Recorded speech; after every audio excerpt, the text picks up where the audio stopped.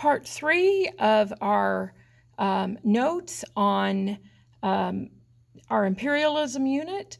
Yesterday, we learned about the Spanish-American War and how we were able to obtain new territory, which made us now a world power. Today, we're going to extend that, and we're going to talk about American imperialism abroad. Remember, the word imperialism means a country that has control of territories outside of its boundaries. Right? The U.S. became involved in the Pacific Ocean. We annexed, that means made a territory. We annexed Hawaii, Samoa, and Midway in the Pacific Ocean. Also, the Philippines wanted independence, but we annexed them, and then the Filipinos rebelled against U.S. rule. Right? In Hawaii, American plantation owners overthrew Queen Liliuokalani.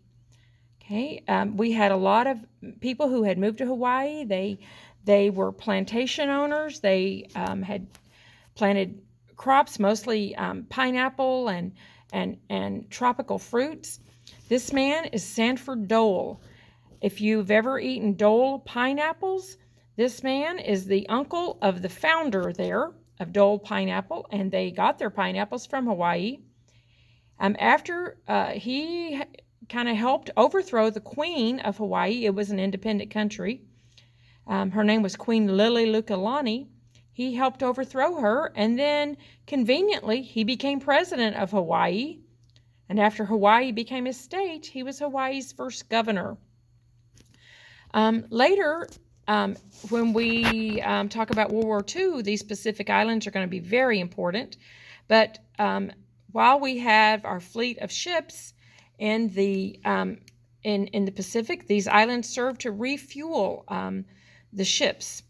And they were Guam, Samoa, and Midway. Right? The U.S. involvement in East Asia. Okay, in China. The European powers established spheres of influence in China. So if you can look at the map, you can see the different areas that were controlled by the different regions. We have the United States, Britain, France, Germany, Japan, Russia, and Holland, or the Dutch. They all control different areas of the Pacific Ocean and Asia. Okay, well, the United States didn't have a lot of trade with China, which had a closed-door policy for 1,000 years. But John Hay was the Secretary of State, and he announced an open-door policy with China. What that said was, we said, Europe, if you're going to trade with China, we should have equal access to Chinese products, and we should be allowed to sell our products in China. Now remember, we can do this now because we're a world power. Right? All right, the Boxer Rebellion happened in 1900. There was an uprising by the Boxers, which was a group of very, very nationalistic Chinese. They didn't believe in influence from any outside country. They didn't want to trade. They didn't want missionaries. They wanted no outside influence in China. And there was a rebellion. But foreign interventions, different American troops and European troops, they helped the Chinese government defeat the Boxers because they felt like it was in their interest to keep the doors open so they could trade with China. Secretary Hay opposed attempts by European powers to break up China after the rebellion. When China was after the Boxer Rebellion was put down, the European countries said, let's divide China up into all these areas. In Germany, you can have this area. England, you can have a certain area. And United States. And Secretary Hay said, no, that's not right. That will just bring more trouble. And he was against dividing China. Right? Commodore Perry opened trade to Japan. Japan had not traded with outside countries for hundreds of years, and the United States became the first power that ended that closed door of Japan and Japan's isolation, and we began trading with Japan. And as soon as the United States began trading with Japan, Japan saw how beneficial the Industrial Revolution was, and Japan then industrialized and emerged as the leading military power in Asia. They defeated China and Russia in major wars later, just 50 years or so, not even 50 years, about 25 years later. Japan came from this very isolated island with no modern conveniences, and they turned into an industrial society, and within just a few years, they were able to build up a military that defeated China and Russia. And they really gave the United States and the Allies a run for their money in World War II. All right, now in the Caribbean. All right, the United States was interested in the Caribbean because of our hemisphere. We were in the Western Hemisphere. So that term is hemispheric security. We wanted to keep foreign powers out of the Caribbean. Okay, we acquired Puerto Rico and we established indirect control of Cuba. Okay, we did this to protect our economic investments. We supplied agricultural products and market for American investments. And we needed a canal in Panama. And we're going to talk about that more in our next lesson. Okay. All right. Oh, actually, we're going to talk about it right here. The construction of the Panama Canal. Okay. The Spanish-American War demonstrated the need for a canal through Central America so U.S. warships could move back and forth between the Atlantic and Pacific Oceans.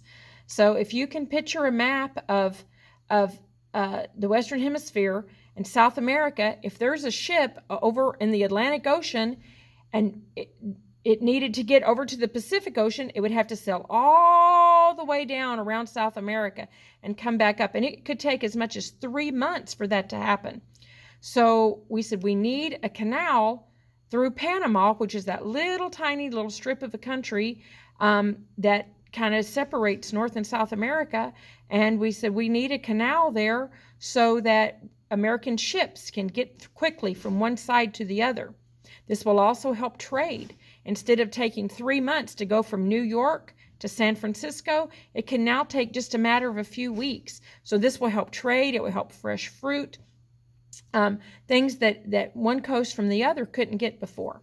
So President Roosevelt helped the Panamanians rebel against Colombia in exchange for a canal zone. He said, hey, Panamanians, Colombia is controlling you and they don't want to give you independence, and they're charging you high taxes and all of the things that are not pleasant for a colony.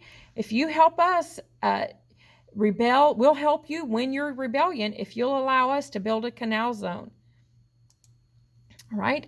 So it took 10 years to construct the canal. France had actually tried even before and had given up because it was such a very difficult job. But it ended the need for a two-ocean navy when this occurred. So if you notice this map, if a ship were to start at New York City, trying to move my mouse there, to go from New York City before the canal, it had to sail all the way around South America, around the Cape, come back up, and go to San Francisco. Well, you can imagine fresh fruit, things like that, things that it would take 3 months. Things wouldn't last that long, and it took forever. It took just too long for them to get their supplies. But once the canal was built, the ship could go from New York, sail through the Panama Canal, into San Francisco in just a matter of a few days. The most important part, though, is now we don't need a navy on the Atlantic Ocean and in the Pacific Ocean. Now, one navy can sail from the Atlantic to the Pacific in just a matter of days, which is a matter of very important security for America. Right, and that is our last of our notes for this unit, or not for this unit, I'm sorry, for this lesson. Be sure that you are filling in your fill-in-the-blank notes because you will definitely need them when it comes time for your test.